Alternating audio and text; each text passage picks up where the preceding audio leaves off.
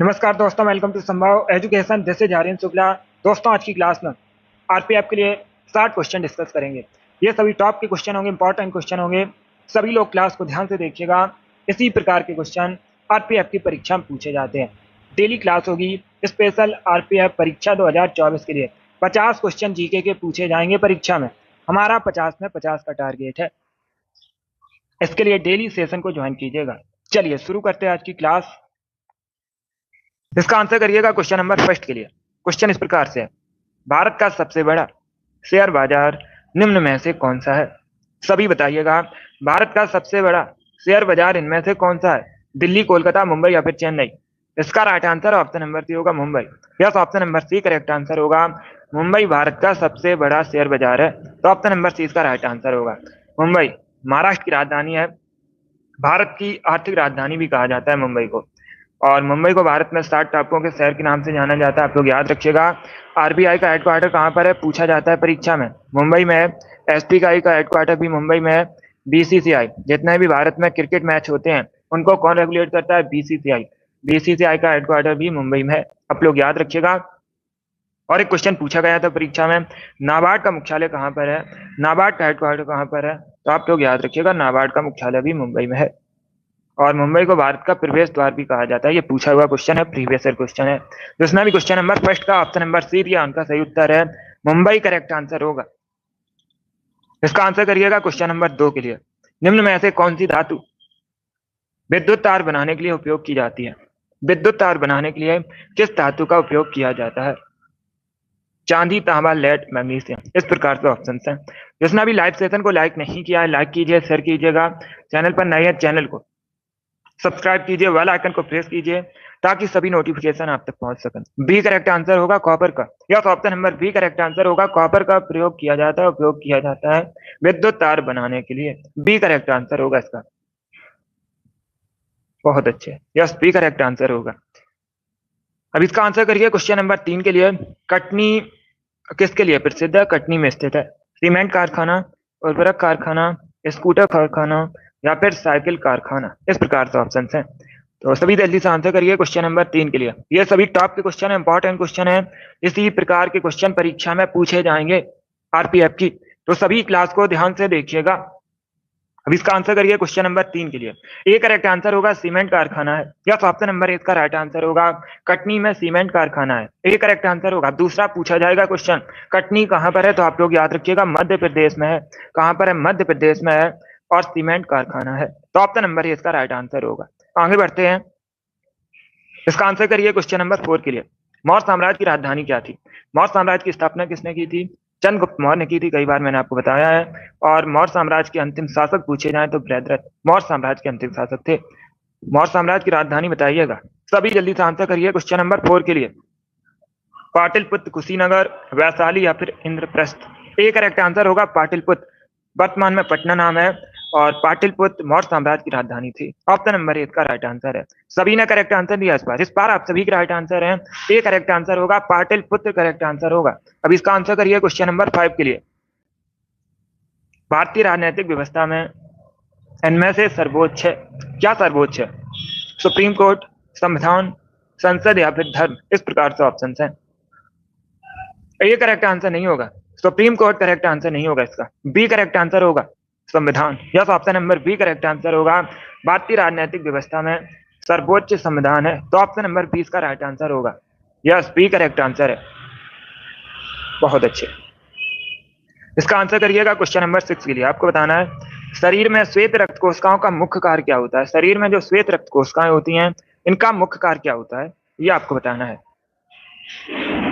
Good answer सभी लोग दीजिए, राइट या रॉन्ग आप लोग आंसर करिएगा। कोई क्वेश्चन नहीं आता है उसे नोट डाउन कर सकते हो। ए करेक्ट आंसर होगा, शरीर को रोगों से बचाना। यस, ऑप्शन नंबर इसका राइट आंसर है। शरीर में जो श्वेत रक्त कोशिकाएं होती हैं, मुख्य कार्य होता है शरीर को रोगों से बचाना। ए करेक्ट आंसर होगा इसका। इसका आंसर करिएगा क्वेश्चन नंबर 7 के लिए। बताइए गोविंद सागर लेक कहां पर है भारत में? गोविंद सागर लेक भारत में कहां पर है? हिमाचल प्रदेश, पंजाब, राजस्थान या फिर जम्मू कश्मीर में? इसका right answer option number A होगा, हिमाचल प्रदेश में।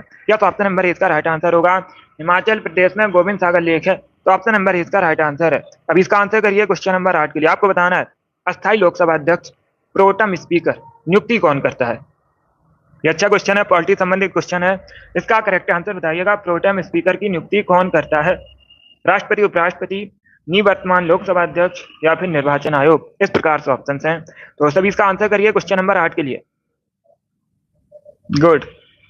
ए करेक्ट आंसर होगा इसका president. Yes, option number A इसका राइट आंसर है। राष्ट्रपति प्रोटेम स्पीकर की नियुक्ति करता है। तो ऑप्शन नंबर ए इसका राइट आंसर है। जिसने क्वेश्चन नंबर 8 का ऑप्शन नंबर ए दिया उनका सही उत्तर है। ए करेक्ट आंसर होगा इसका राष्ट्रपति करेक्ट आंसर है। इसका आंसर करिए क्वेश्चन नंबर 9 के लिए। विश्व जनसंख्या दिवस कब मनाया जाता है? सभी इसका आंसर करिएगा। विश्व जनसंख्या दिवस कब मनाया जाता है? इसका राइट आंसर क्या होगा? ए करेक्ट आंसर होगा 11 जुलाई को। यस, ऑप्शन नंबर ए इसका राइट आंसर है। 11 जुलाई को प्रतिवर्ष विश्व जनसंख्या दिवस मनाया जाता है। ए करेक्ट आंसर होगा इसका। यस, बहुत अच्छे। अब इसका आंसर करिएगा क्वेश्चन नंबर 10 के लिए। बताइए गढ़वाली कहाँ का फोक डांस है? गढ़वाली कहाँ का फोक डांस है ये आपको बताना है। उत्तराखंड, उत्तर प्रदेश, मध्य प्रदेश या फिर गुजरात का। इसका right answer option number A होगा उत्तराखंड का। यस, ऑप्शन नंबर ए इसका राइट आंसर है। उत्तराखंड का लोक नृत्य है गढ़वाली। ए करेक्ट आंसर होगा। मध्य प्रदेश करेक्ट आंसर नहीं होगा, उत्तराखंड का लोक नृत्य है। इसका आंसर करिए क्वेश्चन नंबर 11 के लिए। What is the full form of FM? FM का पूरा नाम क्या होता है? एफएम का फुल फॉर्म आपको बताना है।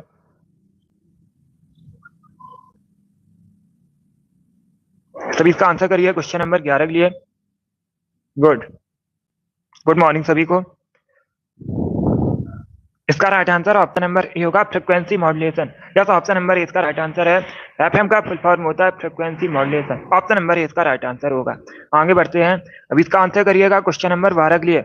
आपको बताना है ऑस्ट्रेलिया की राष्ट्रीय खेल बताइएगा। यस, आपको नेशनल स्पोर्ट बताना है ऑस्ट्रेलिया का। इसका राइट आंसर क्या होगा? बैडमिंटन, फुटबॉल, क्रिकेट या फिर टेबल टेनिस। इसका right answer option number C होगा cricket. Yes, option number C correct answer होगा। क्रिकेट ऑस्ट्रेलिया का राष्ट्रीय खेल है, नेशनल स्पोर्ट है। क्रिकेट करेक्ट आंसर होगा इसका। बहुत अच्छे, सभी ने करेक्ट आंसर दिया है। क्रिकेट करेक्ट आंसर होगा इसका। अब इसका आंसर करिएगा क्वेश्चन नंबर 13 के लिए। क्वेश्चन इस प्रकार है, निम्न राजवंशों में से किस वंश की स्थापना बिंबिसार ने की है? 4 ऑप्शन दिए गए हैं। बताइए इसमें से किस वंश की स्थापना बिंबिसार ने की है? इसका राइट आंसर क्या होगा? सभी जल्दी।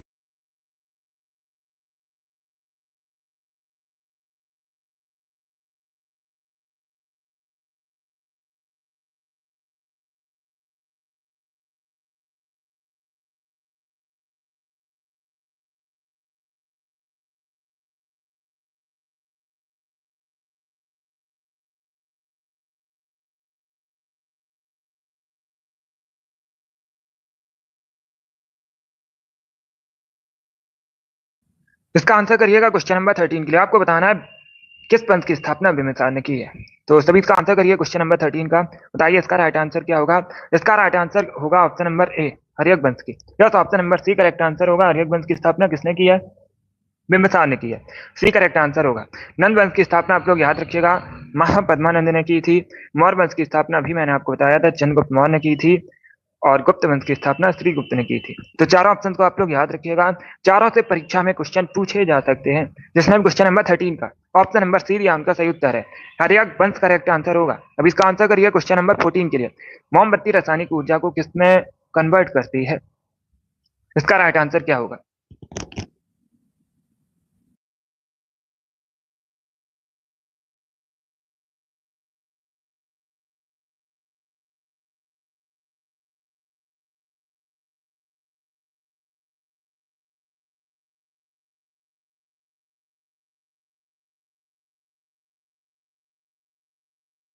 फोर्टीन है। इसका राइट आंसर बताइएगा। जो मोमबत्ती है रासायनिक ऊर्जा को किसमें बदलती है? इसका right answer option number C होगा, ऊष्मा और प्रकाश ऊर्जा। यस, ऑप्शन नंबर सी इसका राइट आंसर होगा। मोमबत्ती रासायनिक ऊर्जा को प्रकाश और ऊष्मा ऊर्जा में बदलती है। सी करेक्ट आंसर होगा इसका। जिसने भी क्वेश्चन नंबर 14 का ऑप्शन नंबर सी दिया उनका सही उत्तर है। बहुत अच्छे, चलिए आगे बढ़ते हैं। अब इसका आंसर करिए क्वेश्चन नंबर 15 के लिए। आपको बताना है मेढक के हृदय में कितने भाग होते हैं? सभी जल्दी से आंसर करिए। बताइए इसका राइट आंसर क्या होगा? मेढक के हृदय में कितने भाग होते हैं? 4, 6, 3, 8। इस प्रकार से ऑप्शन हैं। क्या पूछा गया है? मेढक के हृदय में कितने भाग होते हैं? इसका right answer option number C होगा 3। या तो option number C correct answer होगा। सी करेक्ट आंसर होगा इसका। मेढक के हृदय में 3 भाग होते हैं। ये इंपॉर्टेंट क्वेश्चन है, बहुत सी परीक्षा में पूछा हुआ क्वेश्चन है। इसे आप लोग याद रखिएगा, सी करेक्ट आंसर होगा इसका। अभी इसका आंसर करिए क्वेश्चन नंबर 16। आपको बताना है हमारे भारतीय संविधान में कितने मूल कर्तव्य हैं। हमारे भारतीय संविधान में कितने मूल कर्तव्य हैं? 12, 8, 11 या फिर 9? इस प्रकार से ऑप्शन हैं। इसका right answer option number C होगा 11। क्या तो option number C correct answer होगा। भारतीय संविधान में कितने मूल कर्तव्य हैं? 11 मूल कर्तव्य हैं। इसका right answer option number C होगा। अब इसका आंसर करिए क्वेश्चन नंबर 17 के लिए। तो इसका आंसर करिए क्वेश्चन नंबर 17 के लिए। न्यू इंडिया नामक पुस्तक किसने लिखी है? इंपॉर्टेंट क्वेश्चन है, इसका करेक्ट आंसर बताइएगा। न्यू इंडिया नामक पुस्तक के लेखक कौन है? बी करेक्ट आंसर होगा एनी बेसेंट। या तो option number B correct answer है।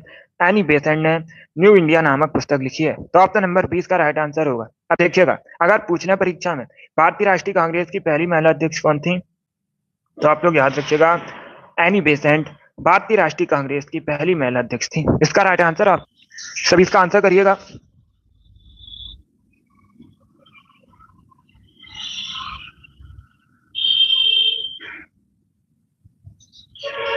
क्वेश्चन नंबर 18 के लिए आंसर करिए। क्वेश्चन इस प्रकार है, विश्व में सबसे लंबी किस देश की तट रेखा है? इसका राइट आंसर होगा ऑप्शन नंबर सी कनाडा। या तो option number C correct answer होगा।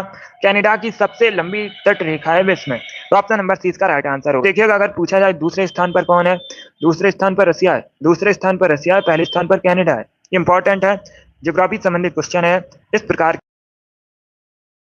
इसका आंसर करिएगा क्वेश्चन नंबर 19 के लिए। कांच क्या होता है? सभी इसका आंसर करिएगा, बताइए कांच क्या होता है। इसका राइट आंसर क्या होगा? इसका राइट आंसर भी होगा अति शीतित द्रव है कांच। क्या है कांच? अति शीतित द्रव है, तो ऑप्शन नंबर बी इसका है। जिसने भी क्वेश्चन नंबर 19 का ऑप्शन नंबर बी दिया उनका सही उत्तर है। बी करेक्ट आंसर होगा इसका। क्या तो ऑप्शन नंबर बी सर है। अब इसका आंसर करिए क्वेश्चन नंबर 20 के लिए। आपको बताना है निम्न में से कौन सी नदी अरब सागर में जाकर मिलती है? तो सभी इसका आंसर करिए, बताइए इसका राइट आंसर क्या होगा। इनमें से कौन सी नदी अरब सागर में जाकर मिलती है? कावेरी, गोदावरी, नर्मदा या फिर कृष्णा? इसका right answer option number C होगा नर्मदा। या तो option number C correct answer होगा। नर्मदा नदी का जो उद्गम है मध्य प्रदेश के अमरकंटक से होता है और ये अरब सागर में जाकर मिलती है, पश्चिम की ओर बहती है। ऑप्शन नंबर सी इसका राइट आंसर होगा। मध्य प्रदेश की राजकीय नदी भी है नर्मदा। अब इसका आंसर करिएगा क्वेश्चन नंबर 21 के लिए।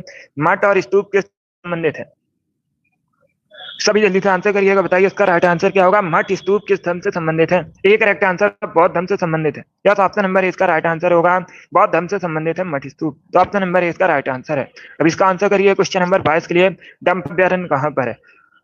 डंपा अभ्यारण्य कहाँ पर है? केरल, मध्य प्रदेश, मिजोरम या फिर तेलंगाना? इसका right answer option number C होगा मिजोरम में। या तो option number C correct answer होगा मिजोरम में चंपा अभ्यारण्य, तो ऑप्शन नंबर सी इसका राइट आंसर होगा। अब इसका आंसर करिएगा क्वेश्चन नंबर 23 के लिए। आपको बताना है दुर्गेश नंदिनी पुस्तक किसने लिखी है? सब इसका आंसर करिए, बताइए इसका राइट आंसर क्या होगा। दुर्गेश नंदिनी पुस्तक किसने लिखी है?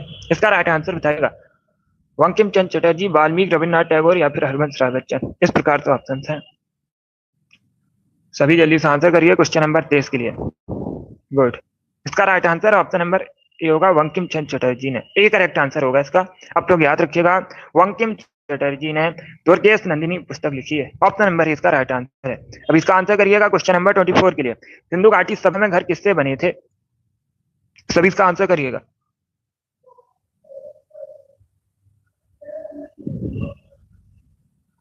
यस, जो खंबात की खाड़ी है अरब सागर में है।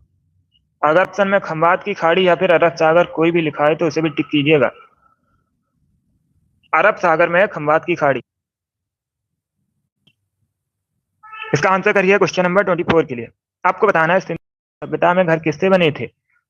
इसका right answer option number B होगा पक्की ईंटों से। Yes, option number B correct answer होगा। पक्की ईंटों से बनी थी सिंधु घाटी सभ्यता में घर। ऑप्शन नंबर 20 का राइट आंसर है। जिसने भी क्वेश्चन नंबर 24 का ऑप्शन नंबर बी दिया उनका सही उत्तर है। बी करेक्ट आंसर होगा। अभी इसका आंसर करिए क्वेश्चन नंबर 25 के लिए। गडकरी विद्रोह कब हुआ था? 1844 में हुआ था। केंद्र कहां पर था? इसका राइट आंसर बताइएगा। कोल्हापुर, सूरत, सिलहट या फिर कानपुर? इस प्रकार से ऑप्शन है। ए करेक्ट आंसर होगा इसका कोल्हापुर। या तो ऑप्शन नंबर ए इसका राइट आंसर होगा। वर्तमान में कोल्हापुर कहां पर है? महाराष्ट्र में। अगर पूछना परीक्षा में वर्तमान में कोल्हापुर कहां पर है? महाराष्ट्र में है। और गडकरी विद्रोह 1844 में जो हुआ था इसका केंद्र था। ऑप्शन नंबर ए इसका राइट आंसर होगा कोल्हापुर करेक्ट आंसर होगा इसका। आगे बढ़ते हैं। इसका आंसर करिएगा क्वेश्चन नंबर 26 के लिए। आपको बताना है पानी का क्वथनांक कितना होता है। सभी जल्दी से आंसर करिए क्वेश्चन नंबर 26 के लिए। पानी का क्वथनांक आपको बताना है कितना होता है। इसका राइट आंसर क्या होगा? इसका right answer option number D होगा 100 degree Celsius. D correct answer होगा इसका। पानी का जो क्वथनांक है 100 डिग्री सेल्सियस होता है। ऑप्शन नंबर डी इसका राइट आंसर होगा। अब इसका आंसर करिए क्वेश्चन नंबर 27 के लिए। की राजधानी बताइए क्या थी। अगर पूछा जाए पालवंश की स्थापना किसने की थी, तो आप लोग याद रखिएगा पाल ने पालवंश की स्थापना की थी, संस्थापक थे। और इसका right answer option number A होगा Munger. Yes, option number A इसका राइट आंसर होगा। पाल वंश की राजधानी मुंगेर थी। ऑप्शन नंबर ए इसका राइट आंसर होगा। बहुत अच्छे, तो सभी इसका राइट आंसर दिया। ऑप्शन नंबर ए इसका राइट आंसर होगा। अब इसका आंसर करिए क्वेश्चन नंबर 28 के लिए। इंदौर के होलकर राजवंश की स्थापना किसने की थी? ये इतिहास से संबंधित क्वेश्चन है। सभी जल्दी से आंसर करिए, बताइए इंदौर का जो होलकर राजवंश थी स्थापना किसने की थी? शिवाजी ने, मल्हार राव ने, बाजीराव ने, या फिर नन ऑफ दीज? इसका right answer option number B होगा मल्हार राव ने। बी करेक्ट आंसर होगा इसका। मल्हार राव ने इंदौर के होलकर राजवंश की स्थापना की थी। 20 का राइट आंसर होगा। अब इसका आंसर करिए क्वेश्चन नंबर 29 के लिए। पृथ्वी पर सबसे गहरा गर्त कौन सा है? सी करेक्ट आंसर होगा मैरियाना गर्त। Yes, option number C correct answer होगा। मैरियाना गर्त पृथ्वी पर सबसे गहरा गर्त है, तो ऑप्शन नंबर सी का राइट आंसर होगा। अब दूसरा क्वेश्चन पूछा जाएगा परीक्षा में। क्या क्वेश्चन पूछा जाएगा दूसरा परीक्षा में? ये जो मैरियाना गर्त है सबसे गहरा गर्त, ये किस महासागर में है? तो आप लोग याद रखिएगा पैसिफिक ओशियन में है, प्रशांत महासागर में है। ऑप्शन नंबर सी का राइट आंसर होगा। अभी इसका आंसर करिए क्वेश्चन नंबर 30 के लिए। न्यूयॉर्क किस नदी के किनारे स्थित है? न्यूयॉर्क यूएसए का एक नगर है, यूएसए का एक शहर है। किस नदी के किनारे बसा है? हडसन नदी के किनारे बसा है। ऑप्शन नंबर इसका राइट आंसर होगा। हडसन नदी के किनारे बसा है न्यूयॉर्क, और यूएसए का एक नगर है। ऑप्शन नंबर इसका राइट आंसर होगा। अब इसका आंसर करिए सभी जल्दी से आंसर करिए क्वेश्चन नंबर 31 के लिए। इंपॉर्टेंट क्वेश्चन है। क्वेश्चन इस प्रकार है, भारत सरकार द्वारा पर्यावरण संरक्षण अधिनियम कब पारित किया गया? इसका राइट आंसर क्या होगा? तो सभी इसका आंसर करिए क्वेश्चन नंबर 31 के लिए। बताइए इसका राइट आंसर क्या होगा? इसका right answer option number D होगा 1986 में, 1986 में। क्या करेक्ट आंसर होगा? ऑप्शन नंबर डी इसका राइट आंसर होगा। 1986 में भारत सरकार द्वारा पर्यावरण संरक्षण अधिनियम पारित किया गया था। ऑप्शन नंबर डी इसका राइट आंसर होगा। अब इसका आंसर करिएगा क्वेश्चन नंबर 32 के लिए। आपको बताना है प्रियदर्श का पुस्तक किसने लिखी है? प्रियदर्श का पुस्तक बताइए किसके द्वारा लिखी गई है? कालिदास, तुलसीदास, चाणक्य, या फिर हर्षवर्धन? 32 है क्वेश्चन नंबर 32। अब इसका आंसर करिएगा। गुड, डी करेक्ट आंसर होगा हर्षवर्धन ने। यह तो ऑप्शन नंबर डी इसका राइट आंसर है। प्रियदर्श का नामक पुस्तक हर्षवर्धन ने लिखी है, तो ऑप्शन नंबर डी इसका राइट आंसर होगा। अब इसका आंसर करिए क्वेश्चन नंबर 33 के लिए। माधव राष्ट्रीय उद्यान आपको बताना है कहां पर है। माधव राष्ट्रीय उद्यान मध्य प्रदेश में है। ऑप्शन नंबर इसका राइट आंसर होगा। मध्य प्रदेश में है माधव राष्ट्रीय उद्यान। 34 के लिए आंसर करिएगा। निम्न में से जल जनित रोग कौन सा है? इसमें बताइएगा जल जनित रोग कौन सा है। बी करेक्ट आंसर होगा हैजा। Yes, option number B correct answer होगा। हैजा एक जल जनित रोग है, तो ऑप्शन नंबर 20 का राइट आंसर होगा। अब इसका आंसर करिए क्वेश्चन नंबर 35 के लिए। आपको बताना है किस विटामिन का केमिकल नेम राइबोफ्लेविन होता है। इसका राइट आंसर क्या होगा? राइबोफ्लेविन किस विटामिन का केमिकल नेम है? विटामिन के, विटामिन सी, विटामिन B2 या फिर विटामिन B12? इस प्रकार से ऑप्शन है, तो सभी इसका आंसर करिए। बताइए इसका राइट आंसर क्या होगा? करेक्ट आंसर होगा। इसका right answer option number B होगा, सॉरी सी होगा, vitamin B12। Option number C इसका राइट आंसर है। राइबोफ्लेविन पूछा गया किस विटामिन का केमिकल नेम होता है, ये पूछा गया। सी इसका राइट आंसर होगा vitamin B2। Yes, D correct answer नहीं होगा। विटामिन B12 का केमिकल नेम होता है साइनोकोबालामिन। क्या होता है? साइनोकोबालामिन। तो डी करेक्ट आंसर नहीं होगा इसका। सी करेक्ट आंसर होगा vitamin B2। Yes, option number C इसका राइट आंसर है। पहले क्वेश्चन को समझिएगा। क्वेश्चन में पूछा गया था राइबोफ्लेविन किस विटामिन का केमिकल नेम होता है, ये पूछा गया था। तो इसका right answer option number C होगा। विटामिन B2 का केमिकल नेम होता है राइबोफ्लेविन। और विटामिन B12 का भी केमिकल नेम पूछ सकते हैं परीक्षा में, तो आप लोग याद रखिएगा साइनोकोबालामिन। क्या साइनोकोबालामिन? कोबाल्ट की मात्रा पाई जाती है विटामिन B12 में। डी करेक्ट आंसर होगा। अगर पूछा जाता साइनोकोबालामिन किसका केमिकल नेम होता है, तो आप लोग याद रखिएगा B12 का। और यहाँ पर पूछा गया था राइबोफ्लेविन किसका केमिकल नेम होता है, तो सी इसका राइट आंसर होगा विटामिन B2 का। अब इसका आंसर करिएगा क्वेश्चन नंबर 36 के लिए। सभी इसका आंसर करिए। क्वेश्चन नंबर 36 के लिए बताइए इसका राइट आंसर क्या होगा। नीचे दिए गए यौगिकों में से कौन सा प्राकृतिक गैस का मुख्य अवयव है? चार ऑप्शन आपको दिए गए हैं। यस, विटामिन बी7 का बायोटिन होता है केमिकल नेम। देखिएगा, चार ऑप्शन आपको दिए गए हैं और क्वेश्चन में पूछा गया है कौन सा घटक प्राकृतिक गैस का मुख्य घटक है? ब्यूटेन, हेक्सेन, बेंजीन, मिथेन, इस प्रकार से ऑप्शन हैं। इसका right answer option number D होगा, मिथेन। क्या तो option number D correct answer होगा। मिथेन प्राकृतिक गैस का मुख्य अवयव है, तो ऑप्शन नंबर डी इसका राइट आंसर होगा। आगे बढ़ते हैं। 37 के लिए आंसर करिएगा। खेतड़ी माइन किसके लिए प्रसिद्ध है? ये इंपॉर्टेंट क्वेश्चन है, ये भी बहुत सी परीक्षा में पूछा हुआ क्वेश्चन है। अब देखिएगा, अगर पूछ रहे परीक्षा में खेतड़ी माइन कहाँ पर है, तो आप लोग याद रखिएगा राजस्थान में। कहाँ पर है? राजस्थान में। कॉपर के लिए प्रसिद्ध, ऑप्शन नंबर सी इसका राइट आंसर होगा। अब इसका आंसर करिएगा। क्वेश्चन नंबर भारतीय संविधान के अनुसार कार्यपालिका का प्रमुख कौन होता है? इसका राइट आंसर क्या होगा? भारतीय संविधान कार्यपालिका का प्रमुख कौन होता है? राष्ट्रपति, भारत के मुख्य सचिव, केंद्रीय गृह मंत्री या फिर होगा प्रेसिडेंट? एक करेक्ट आंसर होगा इसका। यह तो आप लोग याद रखिएगा, जो कार्यपालिका का प्रमुख है राष्ट्रपति होता है। एक करेक्ट आंसर होगा। बहुत अच्छे, यस अमित। अब इसका आंसर करिए। क्वेश्चन नंबर 39 के लिए नंद वंश का अंतिम शासक कौन था? नंद वंश का अंतिम शासक आपको बताना है। अभी मैंने आपको बताया था नंद वंश की स्थापना किसने की थी? महापद्मानंद ने। अंतिम शासक था घनानंद। ऑप्शन नंबर इसका राइट आंसर होगा। अब इसका आंसर करिए। क्वेश्चन नंबर 40 के लिए भारत की राजभाषा हिंदी है, तो ऑप्शन नंबर इसका राइट आंसर होगा। यस, भारत की राजभाषा पूछी गई है, हिंदी राजभाषा है। इसका आंसर करिए। क्वेश्चन नंबर 41 के लिए आपको बताना है नगर पालिका का कार्यकाल कितने वर्षों का होता है? सभी इसका आंसर करिएगा। नगर पालिका का कार्यकाल आपको बताना है कितने वर्षों का होता है। अगर पूछा जाए भारतीय संविधान का कौन सा भाग नगर पालिकाओं से संबंधित है? ये इंपॉर्टेंट क्वेश्चन है, पूछा जाता है परीक्षा में। बहुत अच्छे, यस अमित। अब देखिएगा, अगर पूछा जाए परीक्षा में क्वेश्चन कौन सा भाग भारतीय संविधान का नगर पालिका से संबंधित है, तो आप लोग याद रखिएगा भाग 9A।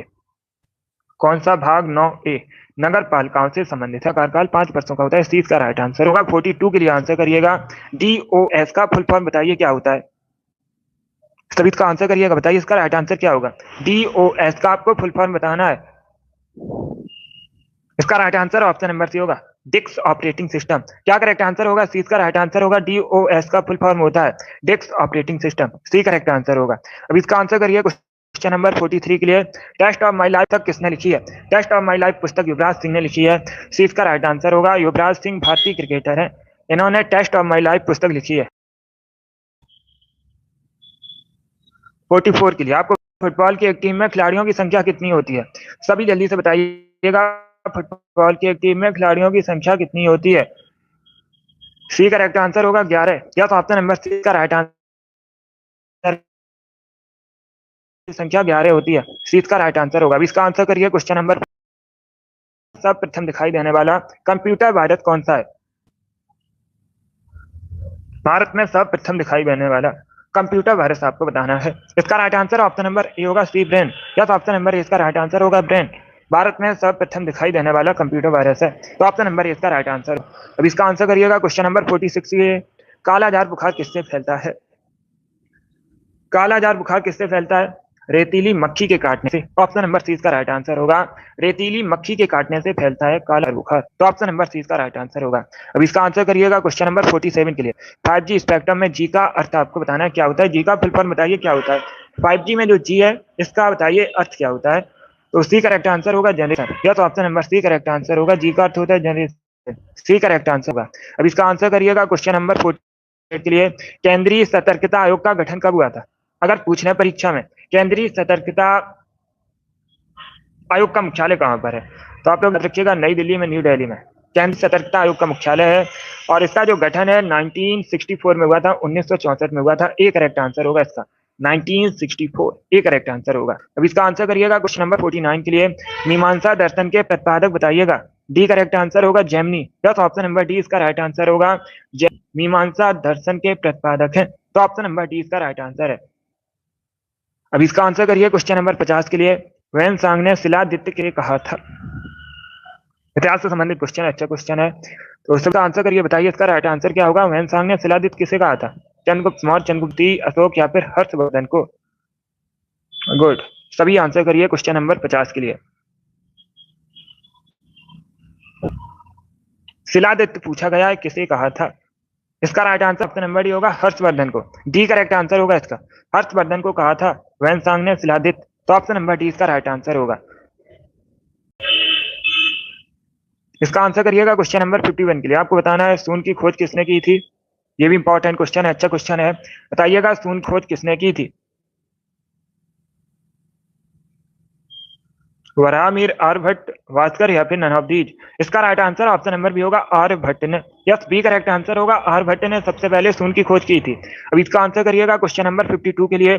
जनसंख्या के अध्ययन को क्या कहते हैं?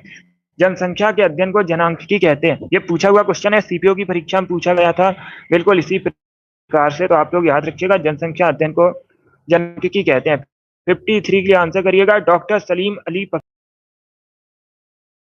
पक्षी अभ्यारण्य। आपको बताना है कहां पर है। इसका राइट आंसर ऑप्शन होगा गोवा में। Yes, option number C correct answer होगा, भारत के गोवा में डॉक्टर सलीम अली पक्षी अभ्यारण्य, तो इस चीज का राइट आंसर है। इसका आंसर करिएगा क्वेश्चन नंबर 54 के लिए। नई राजनीतिक पार्टियों को मान्यता कौन प्रदान करता है? इसका राइट आंसर क्या होगा? नई राजनीतिक पार्टियां हैं जो, उनको मान्यता कौन प्रदान करता है? प्रधानमंत्री, चुनाव आयोग, राष्ट्रपति, फिर पार्लियामेंट। इसका right answer option number B होगा चुनाव आयोग। या तो option number B correct answer होगा, चुनाव आयोग नई राजनीतिक पार्टियों को मान्यता प्रदान करता है। बी करेक्ट आंसर होगा। अब इसका आंसर करिए क्वेश्चन नंबर 55 के लिए। मधुमलाई राष्ट्रीय उद्यान कहां पर है? सभी जल्दी से आंसर करिए, बताइए इसका राइट आंसर क्या होगा? मधुमलाई राष्ट्रीय उद्यान कहां पर है? उत्तराखंड, तमिलनाडु, असम या फिर गुजरात में। इसका right answer option number B होगा तमिलनाडु। या तो option number B correct answer होगा, तमिलनाडु में मधुमलाई राष्ट्रीय उद्यान है।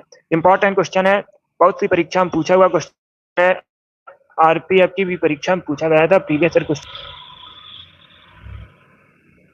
तो 20 का राइट आंसर होगा तमिल, करेक्ट आंसर होगा। 56 के लिए आंसर करिएगा, बताइए किस प्रदेश का भौगोलिक उपनाम सोया प्रदेश है? सोया प्रदेश भारत में किसे कहा जाता है?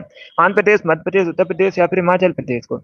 इसका right answer option number B होगा Madhya Pradesh. Yes, B correct answer. Madhya Pradesh को कहा जाता है प्रदेश,